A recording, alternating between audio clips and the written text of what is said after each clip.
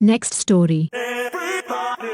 WashingtonPost.com. Russian soldiers turn to cannibalism as supply lines collapse. Anastasia Kovalenko. 3 to 4 minutes. In the churned up fields and shattered forests of eastern Ukraine, Ukrainian soldiers are uncovering increasingly macabre evidence of the desperation consuming the Russian ranks. The gnawed bones of human corpses left hastily behind in abandoned encampments. Alongside spent ammunition casings and discarded ration packs, reconnaissance teams have found what military officials describe as grim proof of cannibalism among Russian units cut off from their supply lines. The discoveries, made in several recently liberated positions on the Donetsk front, paint a horrific picture of a Russian war effort, growing more brutal and medieval as its logistical failures mount. Adding a bizarre and gruesome layer to the findings, Ukrainian intelligence sources report that crudely printed copies of Nico Claus's The Cannibal Cookbook, human meat recipes from around the world, have been found at 2 of the sites. The grim revelations come as Russia increasingly relies on unorthodox and poorly supported infantry assaults to gain ground. In a shift from the early phases of the war, platoons and even entire companies are frequently ordered to advance without air support,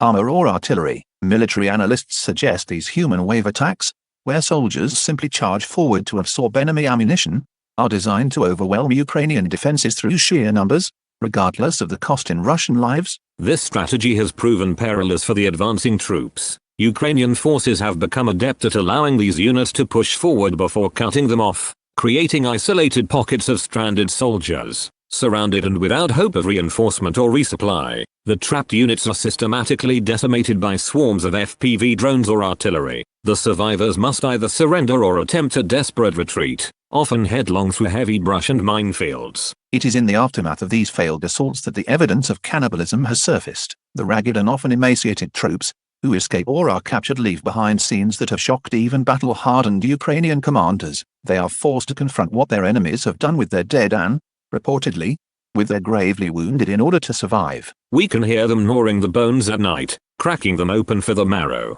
said one Ukrainian foot soldier. "My family raises hogs. It is the same sound." By the time they surrender, they are starving, said a Ukrainian battalion commander who donned the cowl of anonymous coward to discuss sensitive battlefield findings. Speaking through a translator, he described the state of recent Russian prisoners of war. Their eyes are haunted, always. They have seen things, done things, that will torment them for the rest of their lives. The Russian Ministry of Defense has not responded to requests for comment on the allegations, though Russian state media has previously dismissed reports of military shortcomings as Western propaganda designed to demoralize its forces. Logistical weakness has plagued the Russian military since its full-scale invasion in 2022. However, the reports of soldiers resorting to cannibalism suggest a new, profound level of breakdown in command and control, where frontline troops are viewed as utterly disposable. To be sent forward with no food, no support, and no plan for extraction is a death sentence, said a senior European intelligence official based in Kiev. "What we are seeing is the complete moral and logistical collapse of specific elements of the Russian army.